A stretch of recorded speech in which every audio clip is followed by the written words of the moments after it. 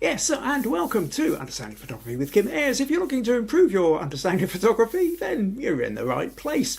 This is episode 259. We have 258 other ones sitting in the playlist, so if you've enjoyed this one, go and dive into the others as well. Like I say, we happen to be live, so if you're if you are watching live, then leave a comment. If you're not watching live, you can still leave a comment, and it's quite nice to actually get some comments building up. Helps the algorithms, all that kind of thing as well. I see we've got a couple of people in already. April says, greetings everyone from a warm and sunny day in Long Island, New York. And Janet joins us from a very warm 4 October, Mississauga. That's in Canada, already 19C at 10 a.m, going up to 20. Wow, that's yeah, that's warm. Not quite. Here I am in Castle Douglas in southwest Scotland, and it's probably about 12 degrees. It's overcast, dull, grey. Oh, Robert joins us from, says, howdy all from Shirlington, Virginia. Oh, not from Texas. Okay, on the road this weekend, sunny and mild. Okay, excellent. For the usuals who may be wondering, I seem to have kind of cut in a little bit early. I usually have a sort of a 2-minute countdown sort of coming into the podcast, but that's sort of left over from the old days when I first started this podcast 5.5 years ago. And I was, everybody was in lockdown, and I don't know why. Anyway, 2-minute intro seemed like a good idea. It just occurred to me, I don't need anything like that. So I've now just cut it down to a 10-second intro. So we'll see how many people get caught out by that one. Meg's joined us and says, hello, everyone. And, April's chatting away to Robert in this discussion. Right, okay. So, quick little update on Smug Points, and then we'll make a start on the main podcast topic. So, Smug Points are this point whereby the more you contribute to these podcasts, the more Smug Points you get. So, just saying hello, leaving a comment here live gets you 5 Smug Points. I have feedback sessions, critique sessions. If you put an image in for that, you can get 25 Smug Points. I have challenges where you get another 10 Smug Points for submitting to that, plus bonus points if I happen to rate yours in my top 3. So plenty of ways you can accumulate them. Now in September, the Smug Points leaderboard ended up with Meg producing the most at 75 Smug Points, and Nadia and Inga both in second place on a joint tied 50. So that meant with Meg getting the maximum Smug Points means that she gets to choose the topic and challenge for October. So stick around. At the end of the podcast, I'll tell you what's coming up this month, including the topic I'm going to be talking about next week and the challenge I'll be setting for the end of the month. Oh, Nadia's joined us and says, hi everyone from an overcast Fife. Right, okay, so, and April and Nadia are saying well done to Meg.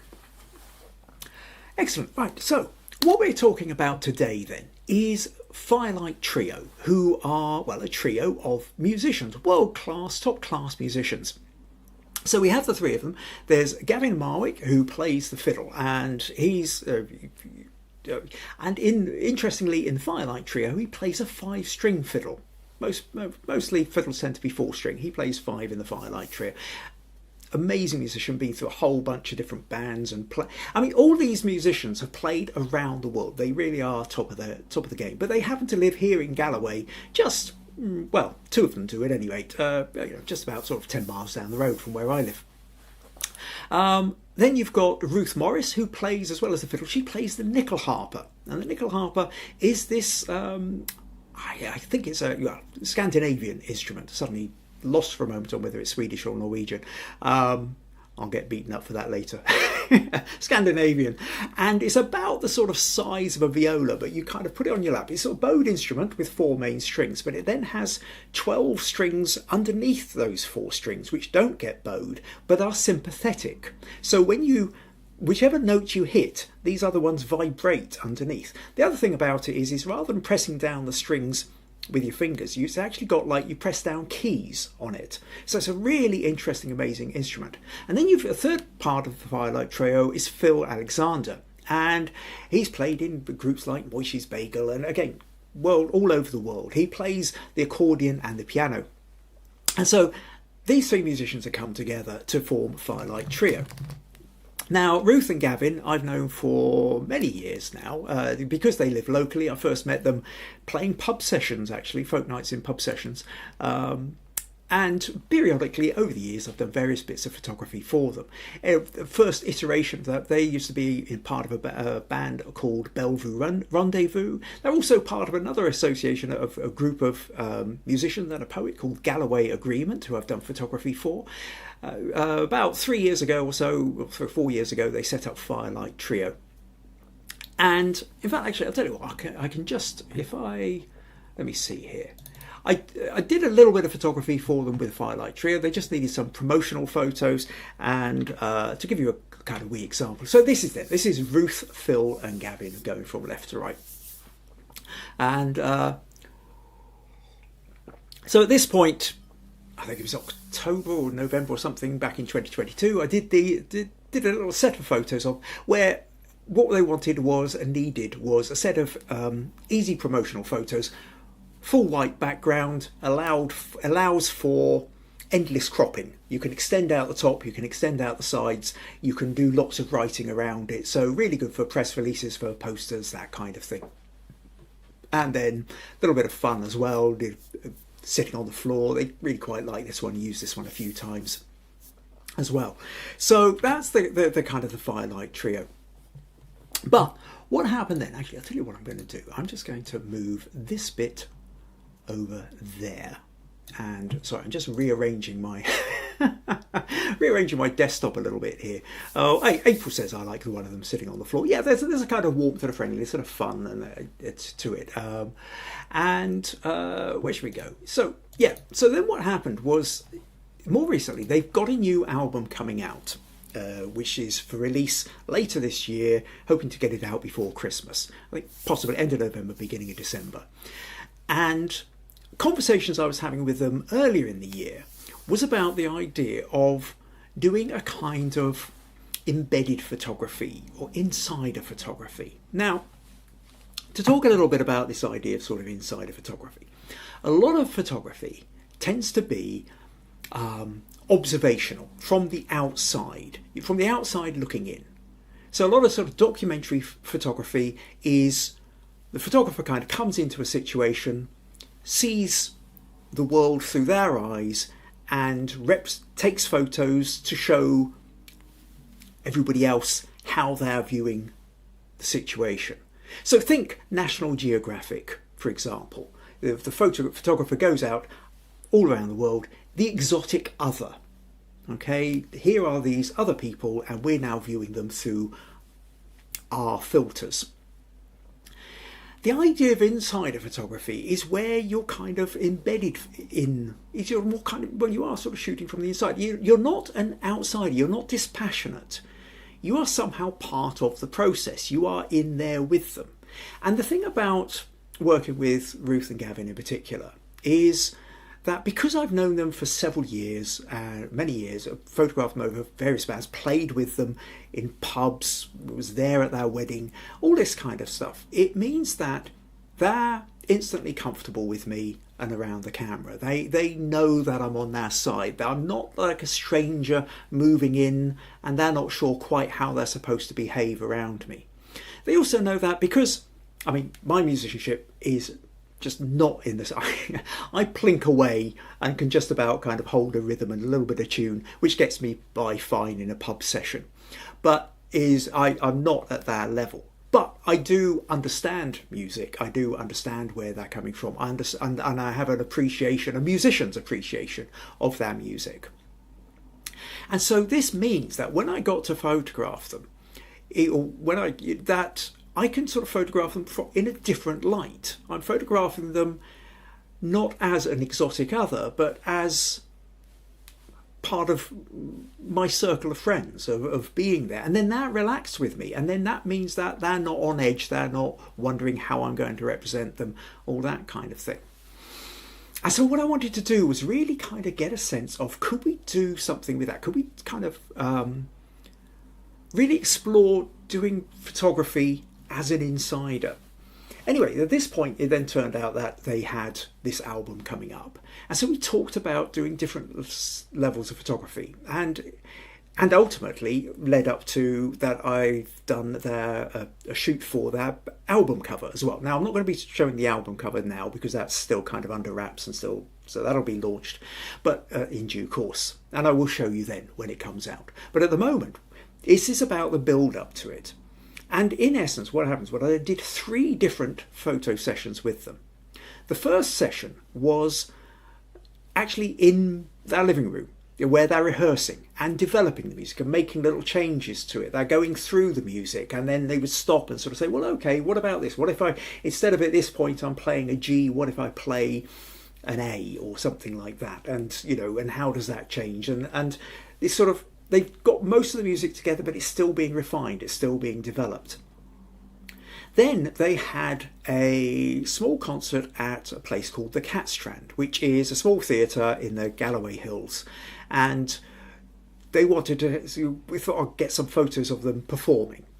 And then what happened was a little bit of the following month, or back in August, beginning of August, I think it was, or July, they went up to Castlesound recording studio in Pencaitland outside Edinburgh to do some recording. And I went up and spent the day with them there, photographing them in the recording studio as well. And what we ended up with is a whole set of photos which you just wouldn't get as an ordinary photographer on assignment. Generally speaking, you know, photography, if you're sent by a newspaper or you're sent by an out or whatever, you turn up, maybe you go to a gig, you shoot from, you know, if you're lucky and you get the inside, you might get to sort of shoot from the sides rather than at the front. But you're not going to be able to get that sense of the behind the scenes, the actually in there with them. Because to be in there with them could potentially disrupt their process. So it was an incredibly privileged place to be to take these photos. So what I'm going to do now, I'll run through the first part, which is the rehearsals in the living room. Okay, so that place, like I said, about 10 miles along the road from here, Ruth and Gavin's place. So let's show you essentially where we're at here. So this gives you a sense of, I'm standing in one corner of the living room, and just to sort of give you a little sense here, Gavin here having a cup of tea, Ruth checking her checking the music, Phil doing something with the piano. And sitting on the table, we've got cafetiere, cups, you can see Phil's accordion sitting down there, a little bit of cake on the table, bottles of water. You know, now, the first thing for me in this situation was to try and work out how am I going to set about shooting it? Because actually there wasn't a lot of light. And if I take a little look, what have I got here? If I stretch that out, I'm shooting at an ISO 3200, okay? f5.6, exposure time 200th of a second. Okay, so generally speaking, if I'm sort of shooting loose handheld, I like to be at somewhere around 160th to 200th of a second. And then that overcomes any personal hand wobble or shake that I'm likely to have, or any small movements that somebody might be doing. Now, if somebody's going to be moving much faster, then I'll increase my shutter speed. If I really need a lot of light, then I'm going to have to maybe slow down the shutter speed, and I'm going to have to think much more carefully about how I keep the camera really steady. But for this, I wanted that sense of being in there. I didn't want a sort of sense of posing, of too much setup. Very, very quickly, they're just a point, they're going to get on with it, they're going to pretty much ignore me. And so having that sort of 200th of a second sort of suited me fine, except for the fact that because the light is low, it meant that I had to be up at an ISO of 3200, and there's other shots that I've got where it goes up to ISO 5000 and beyond. Now, at that point, the colour, it gets very noisy, and you can use noise reduction software, but what I decided to do was, I thought what I would prefer to do is to go black and white, and then allow that noise to become light grey. There's a whole history of music photography from the music press right back, where you have grainy black and white photos in the documentary. So in a way, by having slightly grainy black and white photos, it immediately taps into a familiarity. There's a visual language which we already know, even if we're didn't realise we know it. There's sort of a recognition. So we can get away with things at much higher noise levels than we would if I was shooting in colour.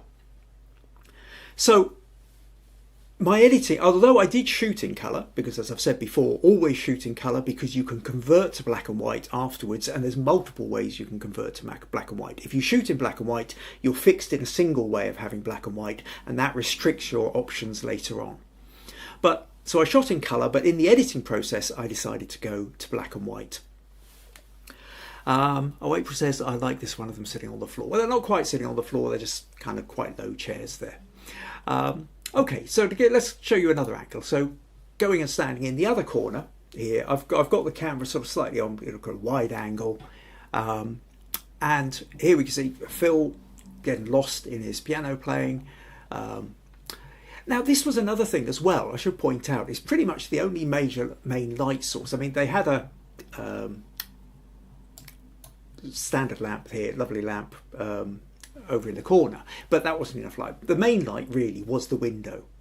And what I realised was, in terms of angles to take the photo, for the most part, what I wanted to do was kind of get the window behind them so that I was getting backlight.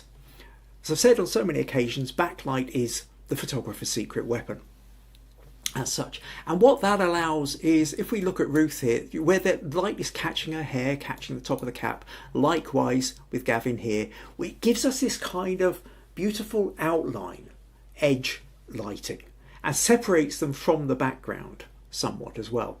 Now, interestingly, with this one, I was standing right in the corner and my back was against the wall, and I've got the camera, and in this one, same place but just lower.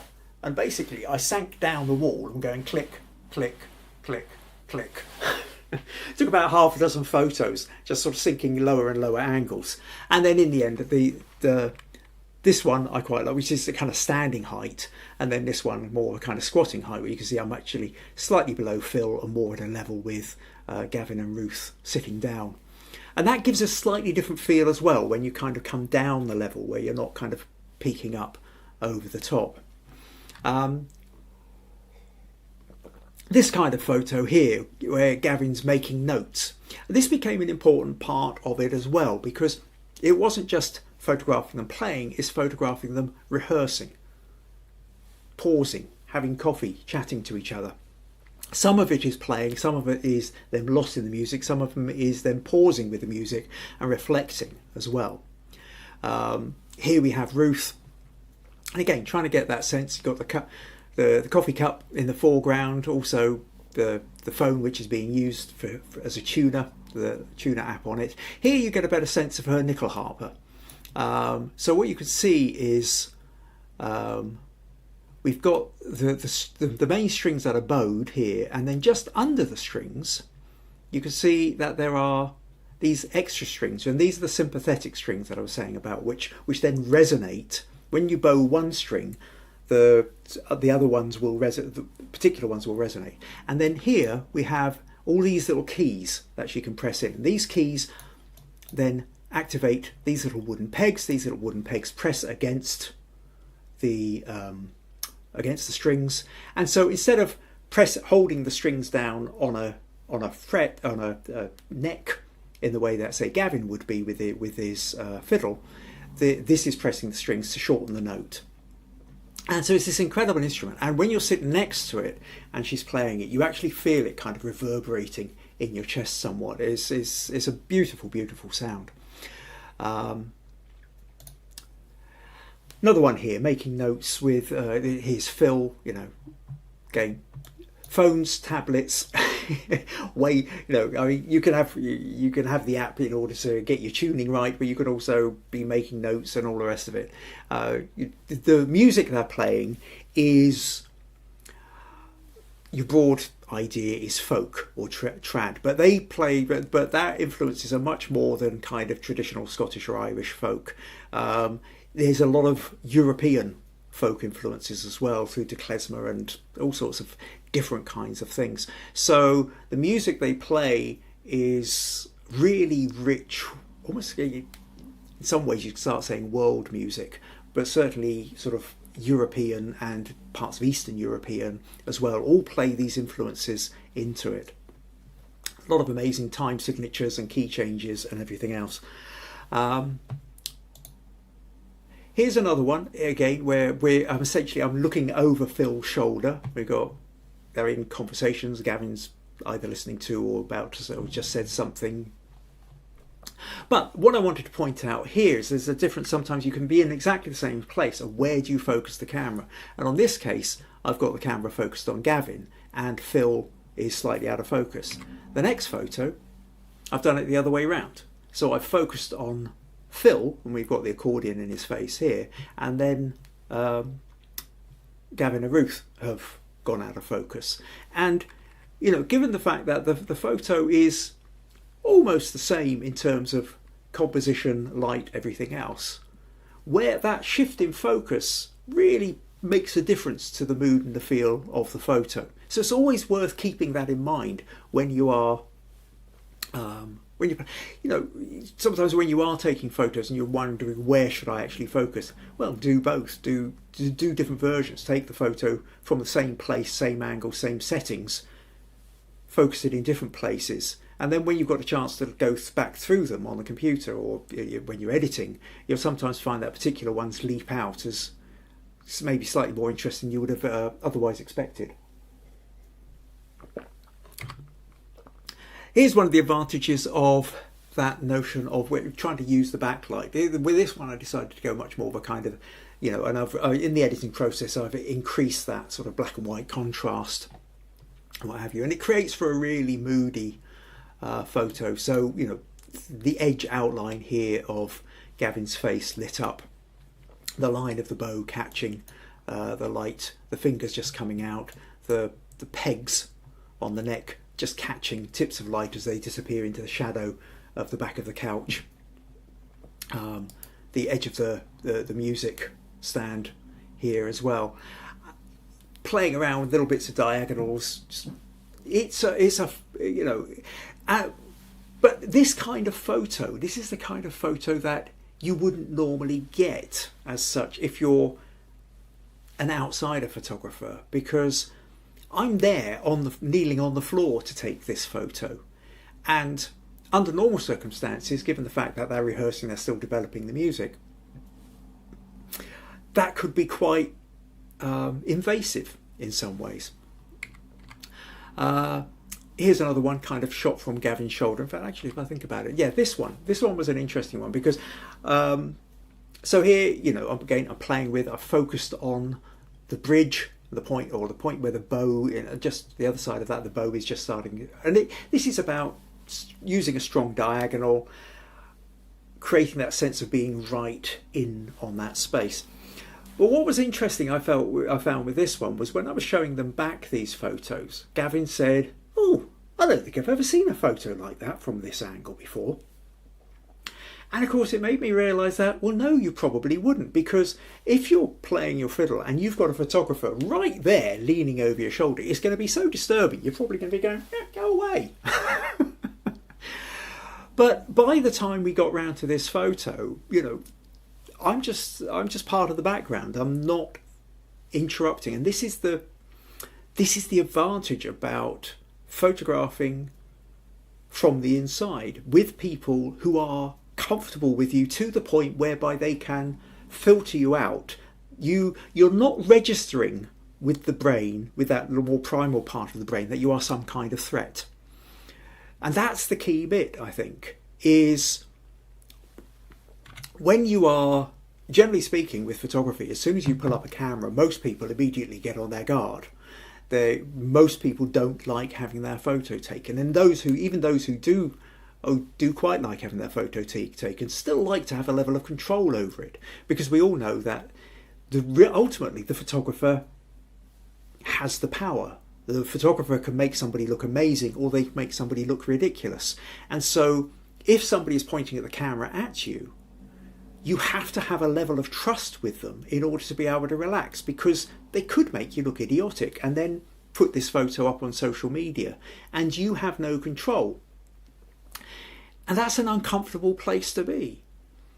So you can't help it. That little bit of the back of the brain just kind of goes on to high alert when somebody points the camera at you. So to get to a point whereby that bit of the brain gets switched off is not an easy thing to do, or to induce in the people that you're photographing.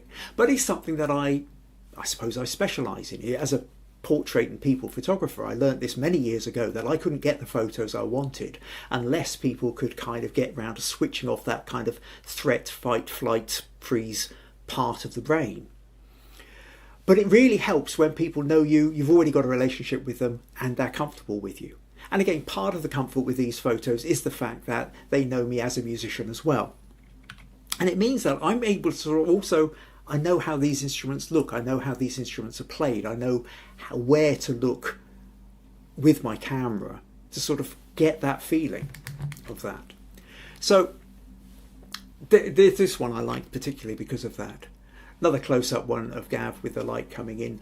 And it's this bit where I was, the wonder of just being allowed to explore, that I didn't have to set up any kind of photos. If I'd set up this photo, it wouldn't have looked like it, because Gavin would have been aware of me being there, and then that would have showed on his face.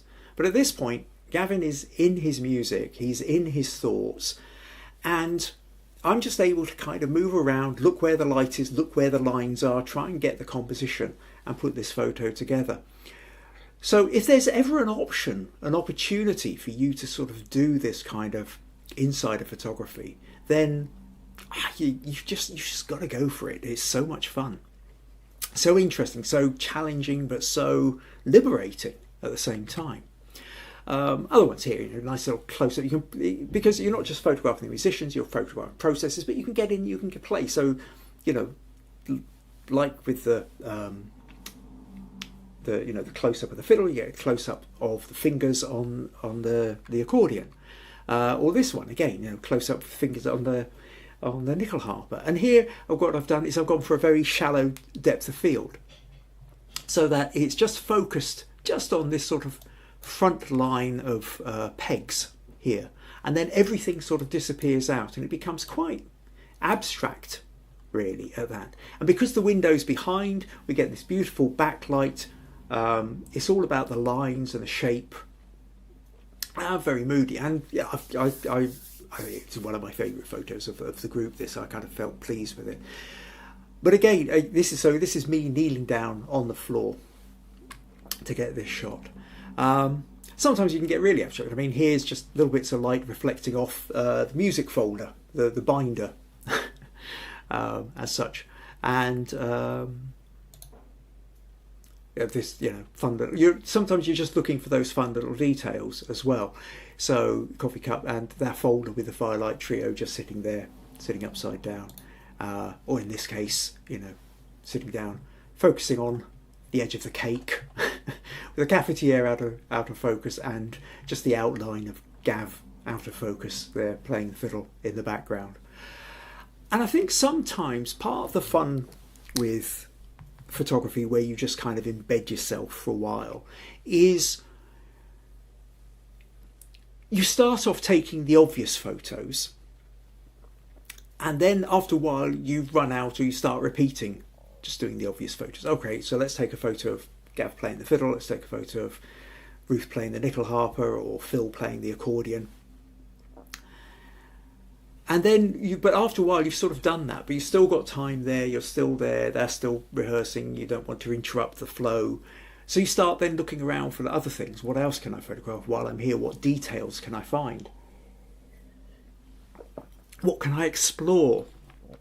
And I think very often this is the point where, when you have the extra time, that's where a lot of the creativity comes from. When you've got a limited amount of time, if I've only got 15 minutes to go in and shoot something, then I will fall back on tried and tested.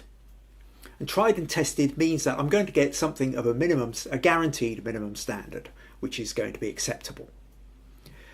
When you've got more time, you start off getting that minimally acceptable standard, but then you have the time to explore, go off on tangents, try out different things. And it doesn't matter if you do things that go wrong, because you've already got what you needed in the bag, so to speak. But that ability to sort of then go off and play and really explore, that's where you're learning, that's where you're challenging yourself, that's where you're growing as a photographer. Like I say, not everything's going to work, but every now and again you get something that there's no way you would have got before. And if it works, and it works well, then you squirrel it away so that next time you're on a short time frame, you know that that's another option, another tool you have in your tool bag in order to be able to get the photos that you wanted. So that was the first bit that I wanted to talk about, which was that notion of the rehearsal in the living room. The next bit then was about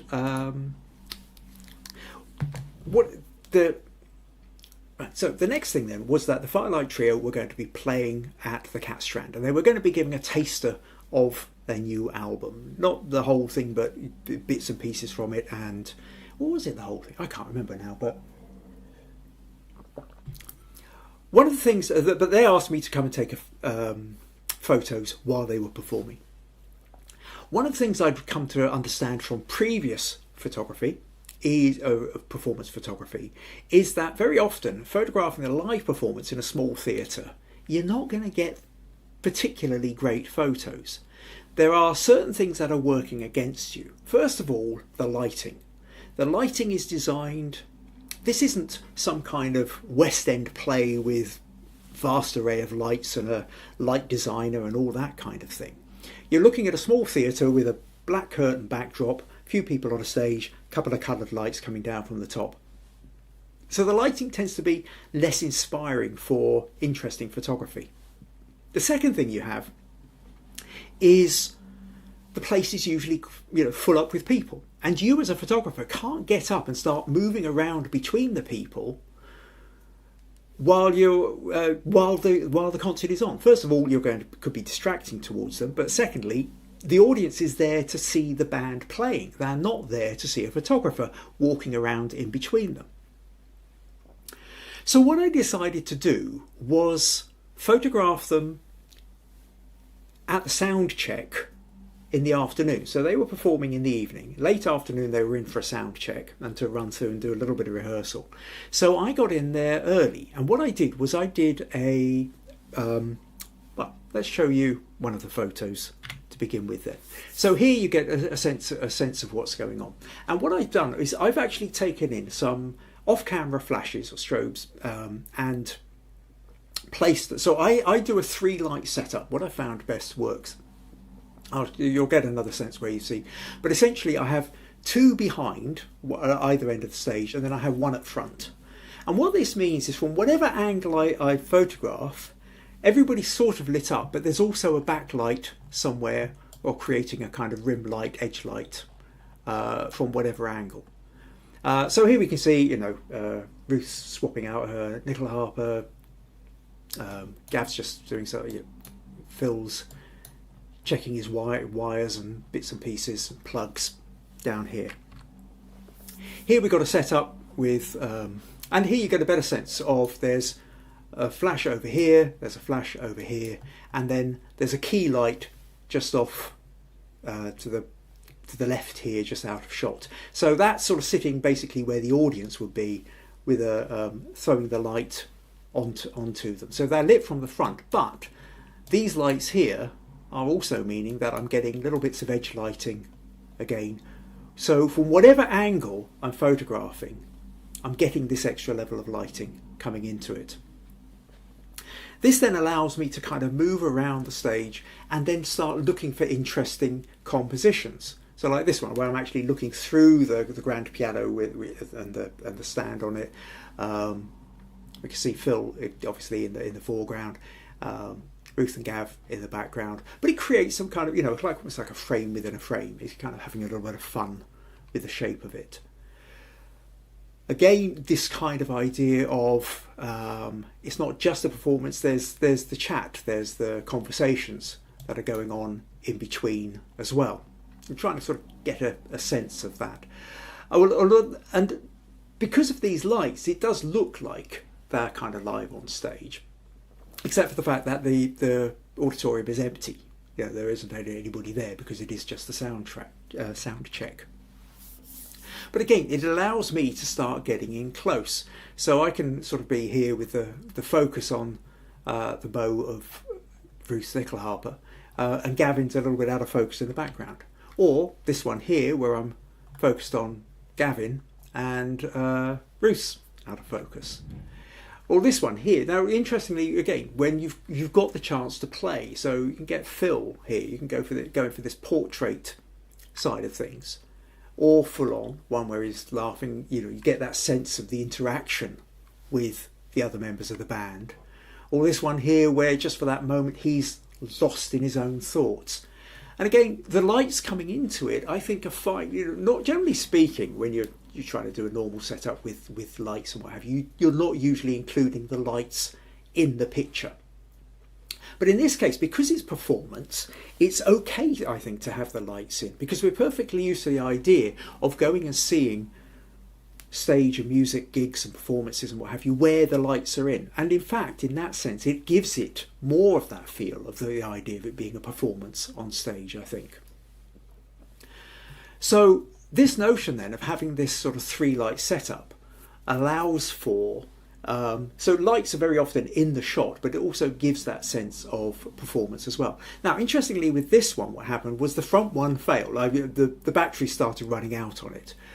So here we actually ended up with just essentially a 2-light setup. So now I've got the light from either side, but the one from the front has failed to go off. And this actually created more of that interesting edge light, rim light, slightly moodier kind of feeling, I think. And then similarly, when I took this one of Ruth, the main light didn't go off. And so she's primarily, we've got the backlight and just a little bit of reflected light from around the room. So we've got this sort of beautiful kind of edge outline, light coming through her hair as such. Now, I did take a couple of photos while they were performing. I had a little seat down at the front, one side. But I just wanted to, because I did want to kind of get something. But in the end, I felt very limited and did very few actual live performances. You can see here that the light's quite different. So here it's much more standard. There's just a kind of standard light coming down. We don't have any of that sort of rich backlight going on. This is one where Phil's introducing a song or talking about it to the audience. Also, the light was very low, so I thought, well, okay, can I lean into that? And what I did here was I did a longer exposure photo. If I just check that, was basically about 1.5 seconds or so, with the camera trying to keep it very, very steady on my lap. And I thought this is kind of fun then. So, music stand, everything else is full. But in that 1.5 seconds, you see just how much they kind of move back and forth as they're playing, and they're completely into the music. And then I start looking out for something else interesting and notice this sort of reflection of Gavin in the actual piano that Phil's playing. But in the end, those 3 photos were about the only interesting ones that I could get from the actual live performance. I'll come back to that. So, very different kind of photography then. So the first set of photography is the rehearsal space in that living room, operating only from one window, really, is about the only real light source. And I've got to go high ISO and black and white. The second shoot then is in the theatre, which is naturally very low light, but I've set up flashes, so actually I can have quite a low ISO. And these pictures are very little noise, lots of detail, but because of the 3-light setup, whatever angle I'm shooting at, it tends to create interesting set of light and shadows. Everybody's lit up, but you've also got bits of rim light.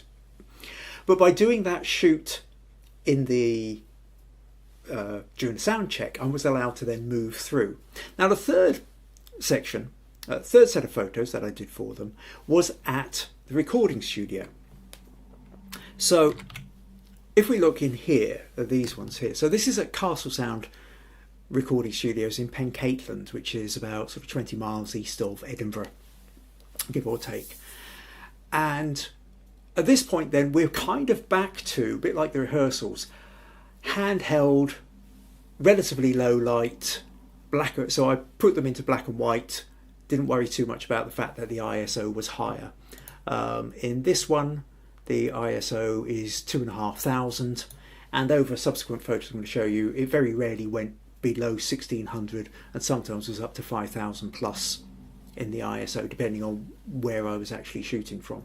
But by converting it to black and white, again, it creates that kind of moody sort of sense. This shot then is actually, so the recording studio is, or the kind of, there's a big room, and then there's a couple of smaller rooms, and then this room is like where the main kind of console control panel is. So you've got the guy here with the recording desk and the computer up, speakers to listen to it, and he's got a monitor which shows you the inside of the recording studio. So this here is like the main room, and then there's a couple of sort of sound booths over in the background, and you'll see more of those in a minute when I kind of get to that level. So they will record some songs, come back, bits, come back, listen back to it, get a sense of, oh, this bit worked, that bit didn't, let's go back, let's re-record that, or I like the way the sound is, or can we shift the balance around? Gives them a chance to sort of have a sense of what's going on. Now, they were there for, I think it was 4 days in total, and each day, with the idea of each day trying to record 3 songs, which is not a lot of time, to be honest, in recording terms. Now, there's a lot of time then goes into the mixing and the mastering and everything afterwards, but for recording, it's not a lot of time. And they did a huge amount of rehearsals and practice beforehand, because the other thing about recording studio time is it's hideously expensive. So you've got to be, you can't waste your time with it. If fine if you're the Beatles or some top group who's got your own recording studio or infinite amounts of money to just sort of spend 2 years recording all your stuff with an engineer and everything present. But most musicians aren't at that level. So before they go into the studio, they had to rehearse and make sure everything, so that at the point they're playing, there's a minimal amount of need for re-recording because they hit a bum note or hadn't worked out how they should have interpreted a particular section. They've really nailed it down. So I wasn't there for the full 4 days. That would have really been too disruptive for them. But day 3, essentially, I went in and was allowed to sort of be in there and take the photos. But I also had to be careful that I couldn't go click at the point they were actually recording once the mics were turned on and the tape was rolling as such. Then I had to sit, I either had to not be in the room or I had to sit very, very, very quietly so that my breath isn't being, and certainly you don't want the click of the camera getting picked up by the microphones, because that's going to ruin the recordings. So a certain amount of pressure there. This shot then, same kind of recording studio. I quite like this one. I decided, having sort of done this one where I'm sort of sitting on a chair, just getting a sense of an overall shape. This one I thought, well, okay, let's go straight onto it. And you're almost kind of on the deck of the Starship Enterprise, I think. I like that kind of...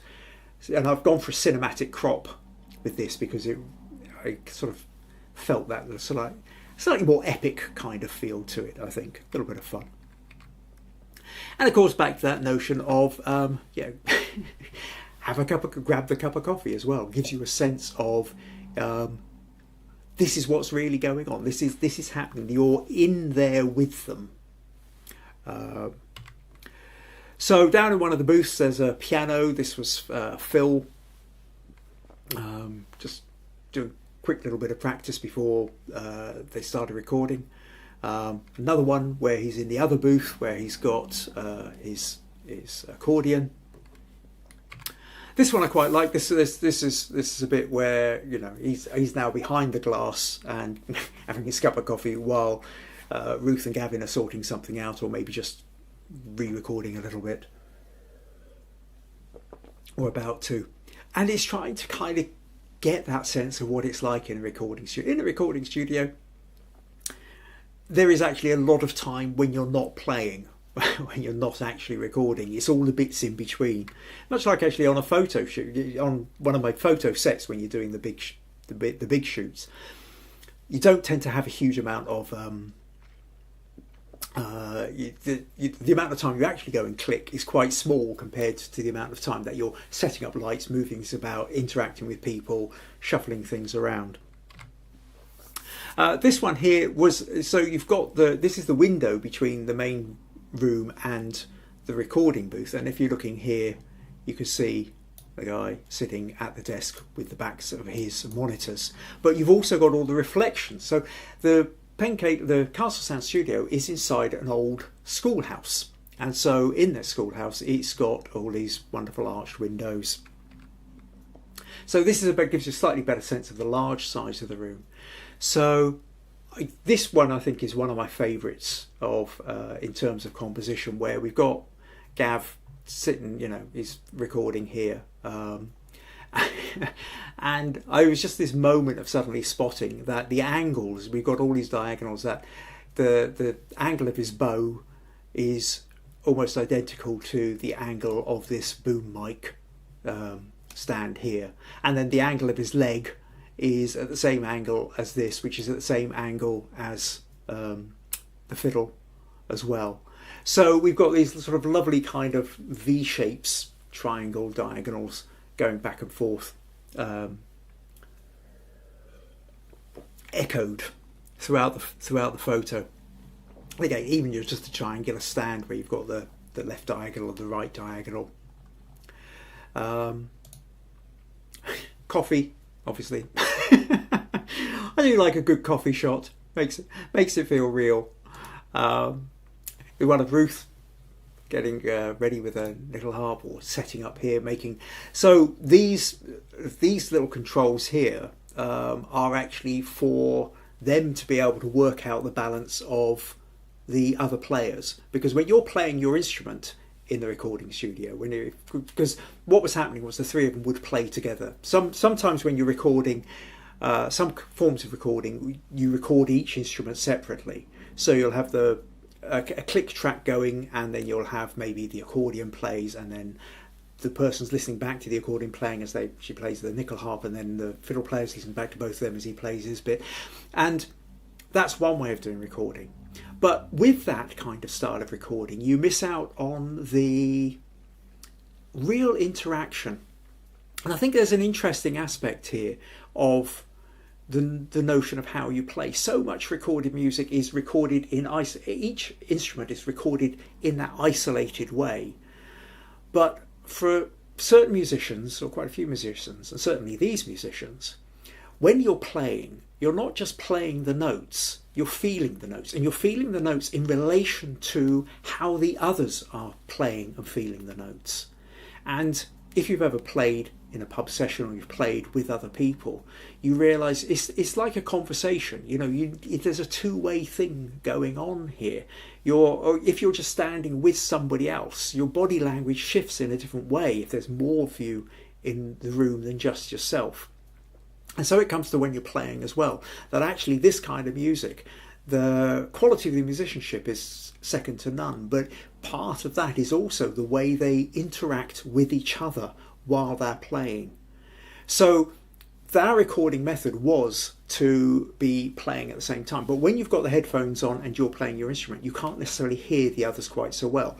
So as well as the feed all going back into the studio, the main kind of recording desk, so that the engineer can monitor the levels and make sure everything's being recorded with the sound as clean as possible. Each of the musicians then has the option to be able to make any of the other musicians louder or quieter, not at the recording level, but in their headphones. And then that way, if they're kind of playing away, but they can't really, if Ruth couldn't really hear the fiddle, or it felt like the piano was a bit too loud, then she can make adjustments to that so that the balance is there for her to be able to respond to the other musicians in the best way possible. Hope that makes sense. It's a fascinating process. This one was one of those photos grabbed where, again, there's a piano here, and I suddenly noticed the reflections going on, and just almost like a kind of pool of water. I quite like the way that Gavin's reflected here. We've got reflection of the microphone stands here, and then reflection of Ruth and her nickel harp kind of coming in here. It's almost like a little kind of soft pool of water. Again, works slightly better with a sort of slightly more cinematic crop with this one.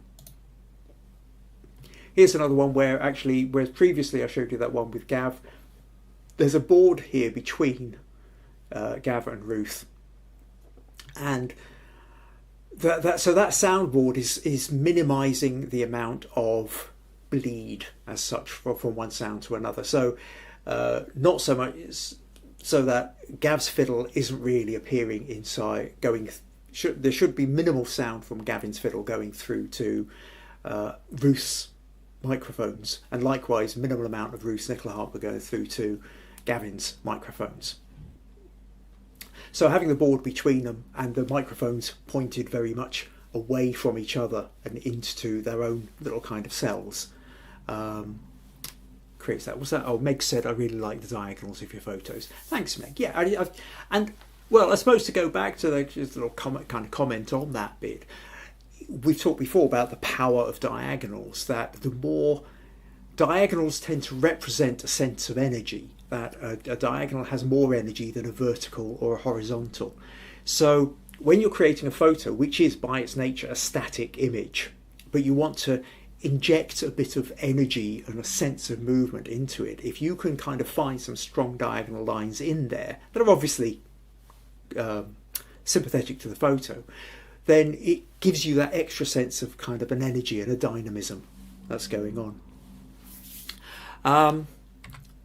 Here's one that I moved around actually and put that board straight in the middle, and then you end up with this split. In fact, actually you've kind of lost a bit of Gav's head there. I'll tell you what, I'll reduce that down to just so I can pull that down there, so that I'm not appearing quite so much in the photo.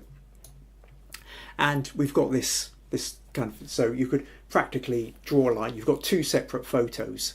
So you can have a photo of Gav, you can have a photo of Ruth, and you've got the two of them together, which is kind of a fun thing to do. Oh, April says, I will remember that tip. Yeah, it's a good one to know about that with the diagonals. Next image up. Now this was one, because I became aware the problem was that I couldn't get a picture of all three of them together in the shot, because of the way the recording studio was laid out. So I did do one at this point where I sort of stood behind, and what we can see here then is we've got the back of Ruth, the back of Gav, and then we've got Phil playing the piano over there in the booth. So that was one way of getting it. And then there was another shot which I did, which was this one, because interestingly there's a mirror between Ruth and Gav, because it wasn't just a case that they're responding to the sound, they're also kind of responding to the look. Again, if you go back to, if you are playing live or you're playing in a pub session or something like that, you're aware of the other musicians around you, and you're aware by the sound of it, but you're also visually aware as well. So if we come back to, now, did I have another? Yeah, so in this one here, you can just, this bit over here on the right, that's the back of that mirror. So yeah, that was, I thought that was quite an interesting thing as well, that in order for the playing, they placed this mirror so that while they've got the soundboard between them, the mirror allowed them to actually see each other and respond to visual cues at the same time as well. So this was a kind of fun shot to construct. So you do have all three of them in. Obviously you were not seeing Ruth's head though. We're only seeing the back of her head with the headphones on, and then Gav mostly obscured by sound and microphone stands, and then Phil in the background out of focus at the piano. So not the most in focus, but kind of a fun little way of being a bit creative with the photos. After that, there's also that notion of playing around, just looking for interesting little shots. So there was a point where the sun was coming through the window, everybody's back through in the recording, in the kind of sound studio bit to getting the balances right and discussing how it's gone. And I sort of just moved around the recording studio a bit, taking little bits of photos. The sun was coming through, got that lovely curved window arch shadow coming down on the piano. And these kind of photos here, they're not of the band, but they're those kind of fun little extras that maybe I'll use them in photo crowd or guru shots or something like that when somebody's, when musical instruments, perfect kind of shot for that. Again, leaning over into the piano. Also, April says, I like the shot with the piano and the light. Yeah, it's a kind of fun one. This one is the inside of the piano. You've got the strings going on. Again, shallow depth of field, becomes quite abstract. Taking a shot of a little microphone just sitting down there as well. I think this was one of the points whereby they were about to start recording, so I was sitting then in one of the booths in order to make sure that I wasn't contaminating the recordings. And saw the microphone sitting down. Oh, that's kind of fun. So yeah, took a photo of that. Or something like this, where we've got Gav's fiddle just sort of sitting, leaning against the soundboard there. And I like, we've got a streak of light coming through, just it's got sitting there. And here again, actually, you can see it's the 5-string fiddle. And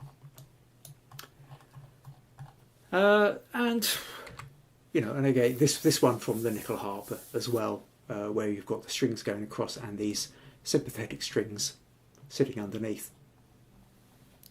So that was really what that was then the images. So the 3 different sets of photos. So being able to do the rehearsal photos in their living room, then be doing some sort of performance photos at the Castlesound Theatre, and then actually we're doing finally a set of photos in the recording studio itself.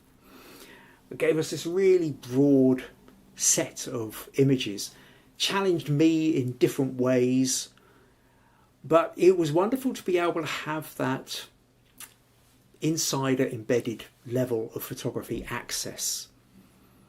And this is something I would really kind of encourage you to think about. Is there anything in your life, in your circles, where you could have a unique access? What gave me unique access to that was the fact that I've known Gavin and Ruth for a decade and a half, 2 decades, something like that. That I've photographed them plenty of times before. They are completely comfortable with me. And on top of that, because of my own musicianship, which, while nothing like their level, is enough for me to have an understanding of how instruments are played, of how thought processes work, gave me this wonderfully unique ability to be inside a place where very, very few other people, if you're not actually a musician and you're not actually in a band, how often do you get the chance to see these parts of the process? Now, you, in whatever world you live in, you will also have unique access and unique insights into areas of your world, people, particular groups, particular, whether it's hobbies or it's interests, or everybody's got something which is pretty unique to them. And the difficulty, of course, is if it's you and it's your life, it's ordinary and it's everyday and it doesn't necessarily feel unique. But for somebody who doesn't live your life, then it is unique. We've had this conversation with, for example, Vijay in India. Now, to Vijay's days in India are every day. To me, in the UK, in a cold, drizzly Scotland, India seems wonderfully exotic and other. The idea of warmth and sun most of the time. Likewise, what do I know about Texas? What do I know about Virginia? What do I know about Ohio or Canada? And I have my everyday look out the window going, oh, it's a brief day in Scotland, nothing special about this. But to some people, Scotland is this exotic place in Europe with history and all sorts of romantic ideas attached to it. So each of our lives might seem ordinary to us, but they are other and exotic and interesting potentially to somebody else. And if we can tap into, really start thinking, well, what is kind of unique to us? Not just us in our little circle, but us in terms of how the rest of the world might view us. Then there's huge potential for you to be able to have access. You have unique access to be able to photograph things that are unique to you and your life. And I would really, really encourage you to think about that and then take that opportunity. For what could you do some kind of insider photography with that would allow us to see a world that is unfamiliar to us? Certainly worth playing around with that idea. So anyway, I hope you found that interesting. Now, quick little reminder, if you find these podcasts useful, interesting, entertaining even, then buymeacoffee.com/Kim Ayres is one of the ways you can support these podcasts. And don't forget, of course, to hit like on the video. That always helps with the algorithms. Subscribe if you haven't already done so. Leave a comment in the, if you haven't been able to watch this live, leave a comment in the normal comment section of any YouTube video. You can leave them here as well. Now, next week, don't rush off too quickly, coming up over the next 3 weeks. So yes, as we said back at the beginning with the Smug Points, Meg won the Smug Points challenge for, accumulated the most Smug Points for September. So talking with her, we're now definitely into autumn here in Scotland. And at the weekend, just a couple of days ago, we had really big winds and storms and a lot of leaves flying down, leaves all changing colour, a lot of them getting blown about. And so it makes sense, what about leaves? Leaves are really kind of an interesting topic, an interesting one to get. No matter where you live, you'll have leaves of some kind. And even if you don't have the seasonal change, that tends to happen in more of the, here in Scotland, in Northern Europe or North America, even if you're in Chennai or you're down in the Southern Hemisphere, whether it's spring leaves coming out, whether it's leaves of plants that are in flower all year round, or whether it's leaves that are changing, it's through fall and autumn, then that's going to be our topic. So next week, I'm going to talk about leaves. I'll give you a whole bunch of different ideas of different ways you can tackle leaves, whether it's kind of looking at big landscapes or whether it's going in on macro detail. And then I will be setting a challenge, and the challenge to do a leaf challenge for a couple of weeks after that. In between, I'll do a feedback session where you can send me images for feedback and critique. Also, to bear in mind, sometime this month, the clocks are going to change. Now, they change here in Britain on the night crossing over to the 25th of October. From the 25th to the 26th of October. So in 3 weeks' time, our clocks will be going back 1 hour. But I've got a funny feeling in North America you change at a slightly different week. So double check the time for over the next couple of weeks through October, next 3 weeks over in October. On the Saturday or Sunday, just beforehand, check what the timing is going to be so that I don't end up being an hour early or an hour later than you're expecting. April says we change later. Okay, April, when do you change? So like I say, we're the last weekend in October is when we change. You can let me know when you're likely to change, or maybe I can...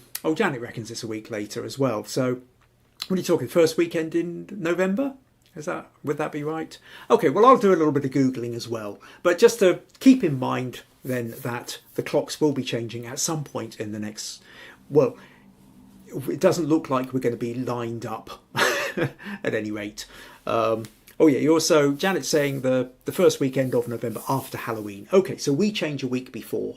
So there's going to be at least a week out where we're not aligned. And for VG in India, when she watches this back, that notion of we're moving essentially into the next 5 months, whereby instead of it starting at 7:30 in the evening for VG, it's going to start at 8:30 or 6:30. Whichever way round it goes. My head's not working. Anyway, so that's it. So next week then, leaves. That's what we're going to be talking about. I hope you quite enjoyed that. I hope it was kind of a fun, little interest insight into the... into that notion of insider photography, and particularly with Firelight Trio. Look forward to seeing you all next week. Have fun. Take care. Bye-bye.